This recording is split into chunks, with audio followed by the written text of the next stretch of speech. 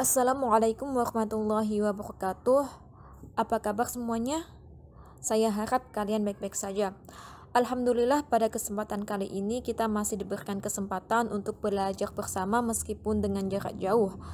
Dan mari kita berdoa semoga pandemi ini cepat berlalu sehingga kita bisa belajar di ruang kelas yang sama dan belajar bersama-sama secara tatap muka dan kita saling kenalan.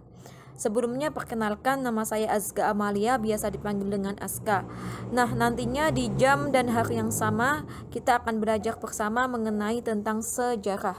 Sebelum kita mulai pembelajaran kita kali ini, marilah kita buka dengan bacaan basmalah bersama-sama. Bismillahirrahmanirrahim.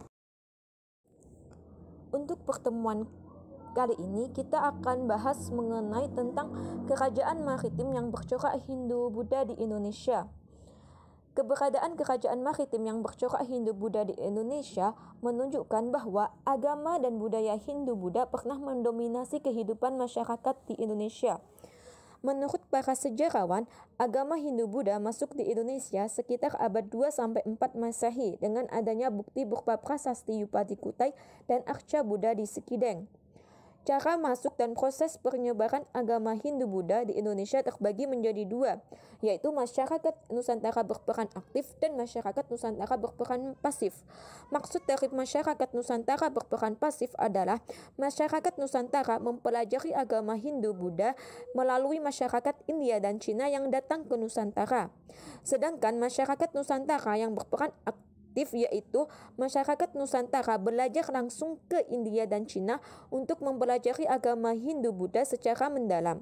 Kemudian masyarakat Nusantara yang pergi ke India dan Cina itu kembali lagi ke Nusantara sebagai penyebar agama Hindu dan Buddha. Dari dua cara tersebut muncul 5 teori tentang masuknya agama Hindu dan Buddha. Yang pertama ada teori Ksatria yang menjelaskan bahwasanya agama Hindu-Buddha dibawa oleh golongan Ksatria. Untuk tokoh pendukungnya bisa dibaca sendiri. Untuk yang kedua ada teori Waisa yang menjelaskan agama Hindu-Buddha masuk di Indonesia dibawa oleh kaum pedagang dari India. Yang mana teori ini dikemukakan oleh Enjekrom. Untuk yang ketiga ada teori Brahmana yang menjelaskan agama Hindu-Buddha masuk di Indonesia dibawa oleh kaum Brahmana yang dikemukakan oleh Cicif Van Loo. Untuk yang keempat, ada teori arus balik yang menjelaskan bahwasannya masyarakat Indonesia memiliki peran dalam penyebaran agama Hindu-Buddha di Indonesia. Teori ini dikemukakan oleh F.T.K. Bosch. Untuk yang kelima, ada teori Sudra yang menjelaskan agama Hindu-Buddha masuk di Indonesia dibawa oleh orang-orang India berkasta Sudra. Teori ini dikemukakan oleh von Van Weber. Ada beberapa kerajaan maritim yang bercorak Hindu-Buddha di Indonesia. Dan pada pertemuan kali ini kita akan bahas mengenai tentang kerajaan Kutai dan kerajaan Tarumanegara terlebih dahulu. Untuk yang pertama, kita akan belajar mengenai kerajaan Kutai. Kerajaan Kutai adalah kerajaan Hindu paling tua di Nusantara. Kerajaan ini berdiri sekitar pada abad keempat. Pusat kerajaan ini terletak di Muara Kaman, Kalimantan Timur, tepatnya di hulu Sungai Mahakam. Sumber sejarah kerajaan Kutai bisa dipelajari dengan adanya 7 buah yupa. Nah, yupa itu sendiri adalah tugu batu yang berfungsi sebagai tugu peringatan yang dibuat oleh para Brahmana atas kedermawanan Raja Mulawarman. Dalam agama Hindu, sapi tidak disembelih seperti kurban yang dilakukan oleh umat Islam. Kemudian raja-raja di kerajaan Kutai ada Raja Kudungga yang dianggap sebagai raja pertama di kerajaan Kutai. Menurut para ahli, Kudungga belum menganut agama Hindu karena nama Kudungga merupakan nama asli Indonesia yang berasal dari Bugis. Sehingga para ahli berpendapat bahwa pengaruh agama Hindu pada masa Raja Kudungga belum kuat. Terus selanjutnya ada Raja Aswawarman. Nah, beliau adalah raja yang kuat dan cakap, yang berhasil memperluas wilayah. Setelahnya ada Raja Mulawarman. Nah, pada masa pemerintahan Mulawarman ini, kerajaan Kutai mencapai puncak kejayaannya dan dia merupakan penganut Hindu yang taat. Bahkan dia pernah mempersembahkan 20.000 ekor lembu untuk para Brahmana.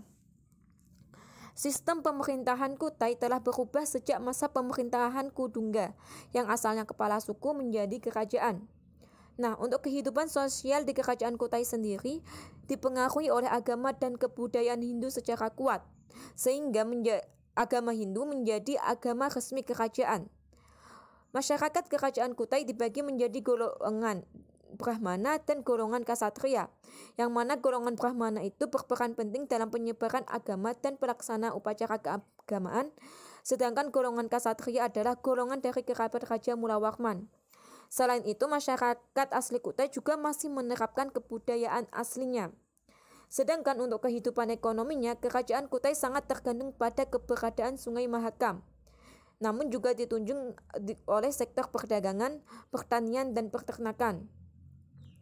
Kehidupan budaya masyarakat kerajaan Kutai cukup maju dengan adanya upacara pemberkatan bagi agama Hindu. Untuk yang kedua adalah Kerajaan Tarumanegara. Menurut sejarawan, Kerajaan Tarumanegara terletak di Bogor, Jawa Barat yang diperkirakan berdiri pada abad keempat Masehi. Sumber sejarah kerajaan ini adalah 7 buah prasasti, 5 prasasti di Bogor, 1 prasasti di Jakarta, dan 1 prasasti di Lebak, Banten. Selain itu, sumber sejarah dari kerajaan ini juga tertulis dalam catatan perjalanan seorang penjelajah dari Tiongkok bernama Fahishan, yang mana ia pernah terdampar selama bulan di Tolomo. Menurut para ahli, Tolomo adalah sebuah sebutan lain untuk kerajaan Tarumanegara. Untuk kerajaan Tarumanegara didirikan oleh Raja Dirajaguru Jaya Singawarman pada tahun 358 Masehi. Nah, dia memerintah Tarumanegara hingga tahun 382 Masehi. Untuk puncak kejayaan kerajaan Tarumanegara dipegang oleh Raja Purnawarman karena ia telah berhasil membawa kerajaan Tarumanegara menuju pada masa keemasan. Pada tahun 397 Masehi, Raja Purnawarman memindahkan pusat kerajaan Tarumanegara ke daerah dekat pantai.